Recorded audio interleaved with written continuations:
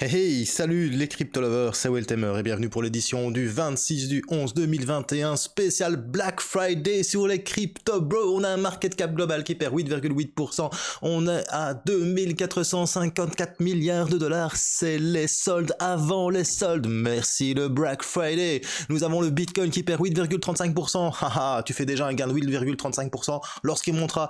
Tu as l'Ethereum qui perd 9,80%, le Binance Coin qui perd 7,45%, le Solana qui perd 7,68%, le Cardano qui prend une grosse claque à 9,39%, suivi du Ripple à 9,98%, et l'USD Coin qui est en 8ème position, suivi du petit Polkadot de Magic Square qui prend une grosse claque de 12,31%, et le Dogecoin qui repasse en 10ème position, et qui explose avalanche et qui perd 10,90%. Alors le top loser du jour ou le top gagneur du jour, nous avons quand même le Anchor qui nous fait, le Anchor qui nous fait 26,91%, le Gala qui fait 10,04% et 223,83%. Je vous en parle justement demain lors de l'analyse fondamentale crypto, et on a le Siacoin qui nous fait un petit 9,54%, t'as le Basic Attention Token qui gagne quand même 5,61%, le petit Sandbox qui fait quand même un 3,21%, qui continue sur la vague des méta conclusion, fallait investir dans le metaverse, bro, voilà, et puis le reste, écoute, à part Cadenas, qui a tout bloqué, après derrière, t'as plus rien qui est dans le vert. Conclusion, aujourd'hui est un jour important pour la crypto-monnaie. 26 juin 2021, c'est Black Friday, allez. Si t'es nouveau sur la chaîne, bienvenue à toi, moi c'est Weltemer. Que ça chute ou que ça monte, je suis toujours de bonne humeur. N'hésite pas à t'abonner et d'actionner la petite cloche de notification. Tu peux nous rejoindre aussi sur Twitter. Ça s'appelle @culturecrypto. Tu trouves bien évidemment tous les liens en description. Il y a la chaîne Twitch, il y a la chaîne Theta, il y a même le Twitter de Weltemer. Allez, c'est parti. Générique.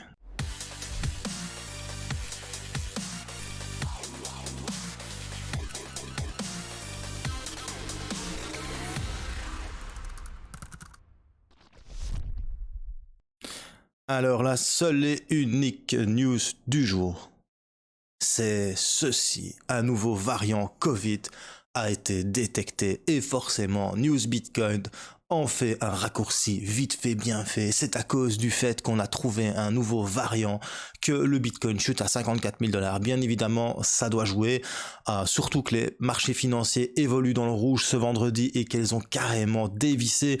Mais bon, c'est normal qu'un nouveau Covid et un variant très virulent apparemment, des souches les plus, les plus mutantes, ce variant a surpris et a fait un grand bond d'évolutivité, et il ne s'attendait pas à d'aussi grandes mutations. Donc on ne sait pas vers quoi on va. L'Europe a aussi fermé les vols vers l'Afrique du Sud car c'est là-bas qu'on l'a trouvé. Donc voilà, on ne sait pas vers où on va, donc c'est normal que les cours chutent.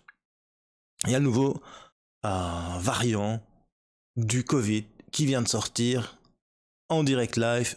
Ça y est, le 26 du 11, Black Friday, bro. Moi je dis, comme par hasard, ça coïncide avec le Black Friday. J'en suis certain que les Américains sont derrière. Ils ont créé le nouveau variant pour dire, ouais, on va faire chuter le Bitcoin, comme ça on va pouvoir le vendre en solde et on pourra gagner de l'argent dans...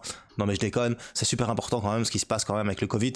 Mais bon voilà, je pense pas que ce soit vraiment ça qui ait fait forcément chuter le Bitcoin. Ça en fait partie. Je sais pas ce que vous en pensez, vous, dites-moi ce que vous en pensez dans les commentaires. Alors je suis désolé aussi, toute cette semaine-ci, j'ai pas su faire de petit journal du crypto, mais comme je vous ai dit, moi je suis directeur d'un supermarché. Ici c'est la préparation des fêtes. Avec tout ce qui se passe en plus en Belgique, avec les restaurants qui vont être restreints et tout ça, ça va être très très compliqué pour nous dans les supermarchés. On va avoir beaucoup de monde, donc il faut préparer les fêtes, il faut préparer les horaires, il faut préparer tout ce qui est avec.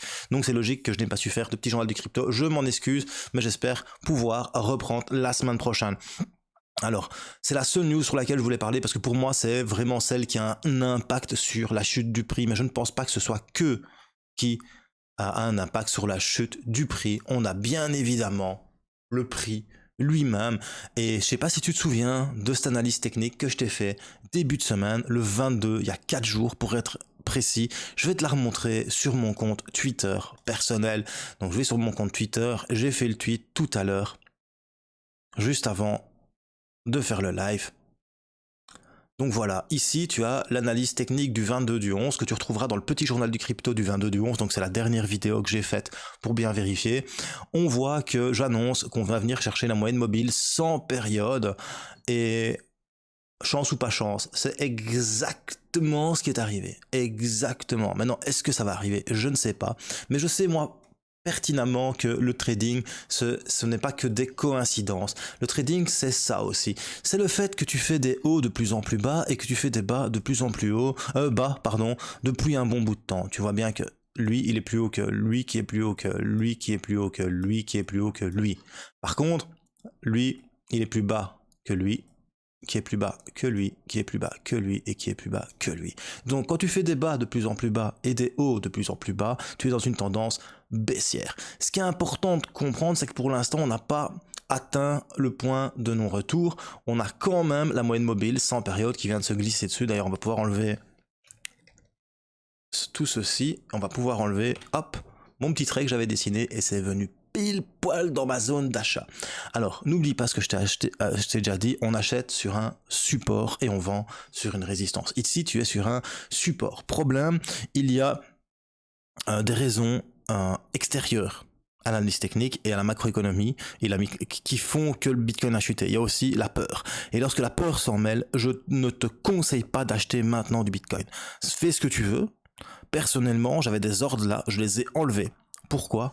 Parce que je me dis que si on casse la moyenne mobile sans période, sur du daily, il y a de fortes chances qu'on vienne chercher la moyenne mobile 200.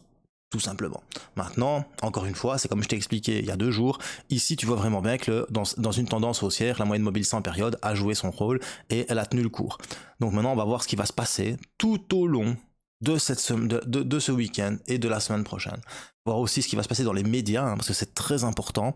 Mais personnellement, je vais quand même risquer un petit billet, je vous le dis quand même, parce que du Bitcoin à 8% de réduction, c'est pas tous les jours que ça arrive.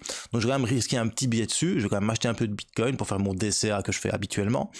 Mais si la moyenne mobile sans période tient le coup, et que l'économie s'écroule, on risque de voir, et que les bourses s'écroulent, on risque de voir ce qu'on a connu en 2020 en 2020, lorsque on a appris le premier Covid. Donc, lors du premier Covid, nous avons eu ce flash crash. Ça a fait fou, et ça a crashé. C'est autre chose, hein. C'est passé de 7800 à 4600, et je m'en souviens parfaitement parce que j'ai tout perdu ce jour-là. Toutes les crypto-monnaies que j'avais gagnées, j'avais tout perdu. Parce que j'avais mis un effet de levier sur BitMEX, j'avais tout vendu sur du Bitcoin, j'avais mis un x10, je m'étais dit c'est bon, on a touché le bottom à 6800, je mets un x10, j'attends, puis je suis millionnaire et je travaille plus. Bah oui, tu vois, même avec autant d'années d'expérience sur le trading, des fois, la non-rationalité te fait perdre beaucoup d'argent. Du coup, c'est pour ça que maintenant, j'ai encore peaufiné mon analyse technique. Et là, mon analyse technique me dit quoi? Si la moyenne mobile sans période tient bon, demain, après-demain, après-demain, là, ce sera peut-être opportun de rentrer. Maintenant, je vais quand même risquer un petit billet. Quand je dis un petit billet, c'est 100 balles, hein, ou 200 balles, ou 300 balles, je ne sais pas encore. Parce que j'ai quand même une belle partie de mes cryptos en USDT. J'essaie toujours de garder de l'USDT, c'est toujours important.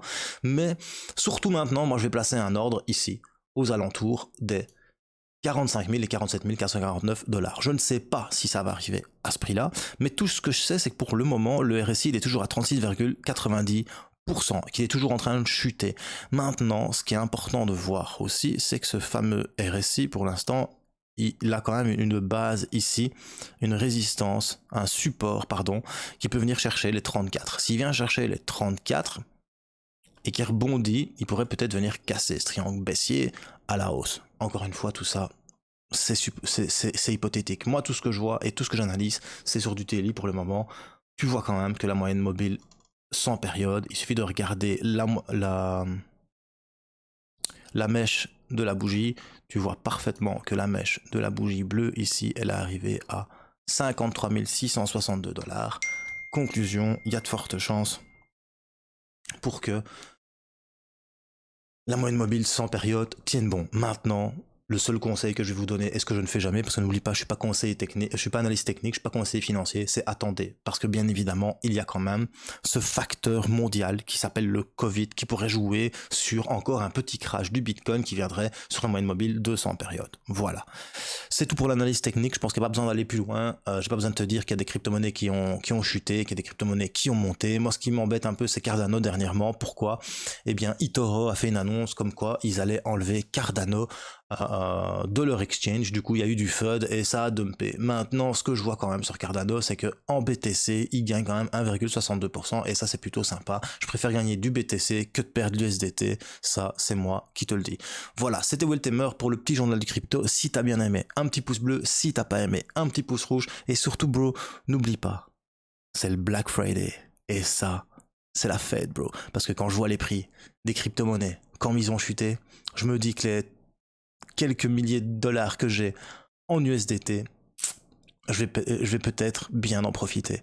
Allez, n'oublie pas, choose life, choose freedom, and choose Bitcoin. Peace, my bro.